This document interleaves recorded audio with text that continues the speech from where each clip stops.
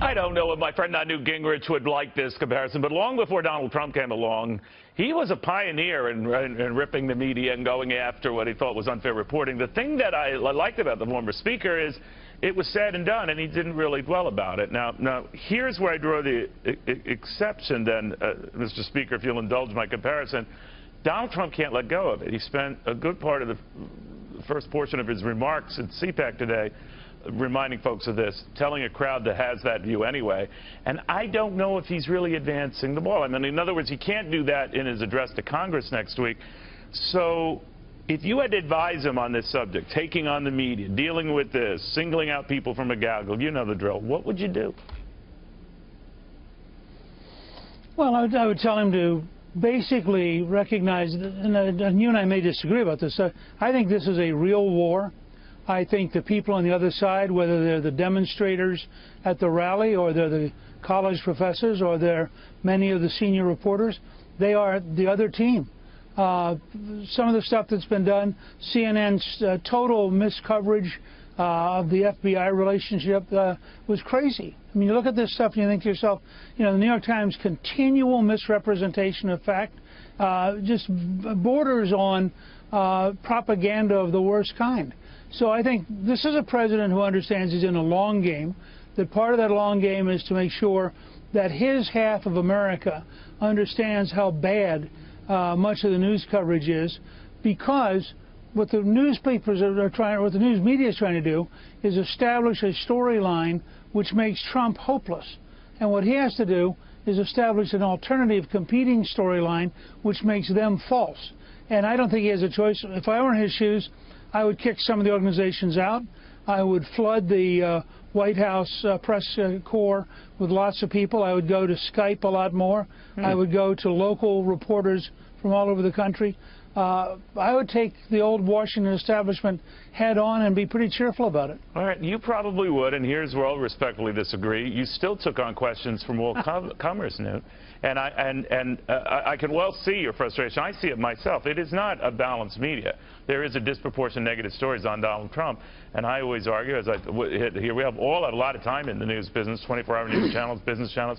We have time to get into the good and the bad. There is a disproportionate amount of attention to the bad. I understand that. But don't you then risk sending a message unless your tone is better or your questions are better? We're going to ignore you. I mean, be careful what you wish for there, because then you're going to have a knee-jerk media, which might be welcome development. I see your point, but then everyone is pulling their punches or afraid to take on the emperor. Well, look, I mean, first of all, if you look at the totality of America, there is very little danger that Donald Trump in the near future is going to be above being taken on.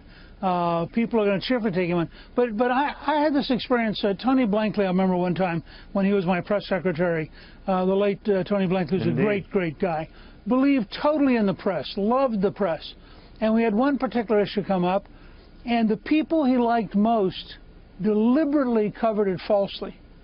And he was just shattered. Now, he never fully recovered, and I think it made him much more cynical.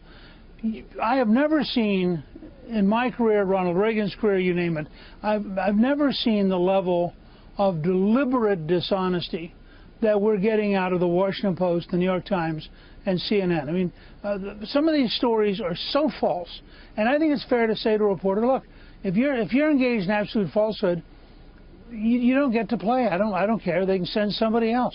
They got lots of other reporters, but you don't have to pretend that somebody's a serious reporter if they're just a propagandist.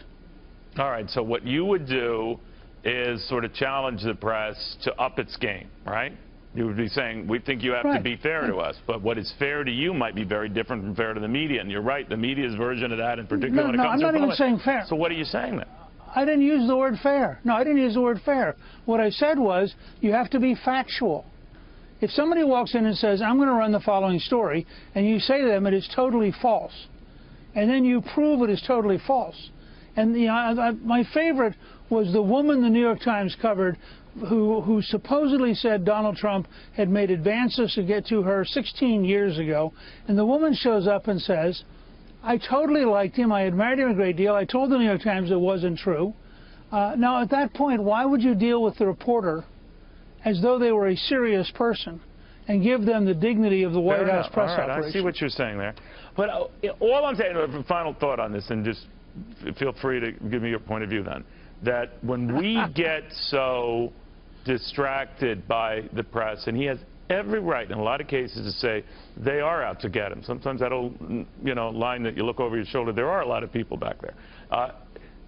Why feed that beast? Why make them feel better that they're the target and make their colleagues rally around? You know what I'm saying? Why do you do that? To what end? Sure. How do you advance your cause? But I liked his... Look, I like the nuance he began to add today by talking about the fake media, drawing a distinction between serious reporters and people who are writing fake news. This is an ongoing story, but it's integral to Trump's vision of reshaping America that the hardline left-wing propagandists have to be taken head-on. You cannot allow them to pretend that they're neutral, because they'll destroy you if you allow them to pretend they're neutral. You know what got lost, though, in the argument, though, Newt? The Dow hitting an 11th record. What? Still more market wealth, because people are going to be obsessed on this story because he elevated it. But look, in the long run, it won't matter, because he's convinced the Dow is going to keep going up. He's going to continue to get more people to invest in America. Okay. And look at all the strong things he's doing around this fight. But this fight is central to defining the Trump world and the anti-Trump world. Okay. And don't start invading my little nerdy world of stocks, Newt. I mean, it's the only comfort I have here. So always good seeing you, Speaker. Thank you very, very much, Newt Gingrich. Good with you.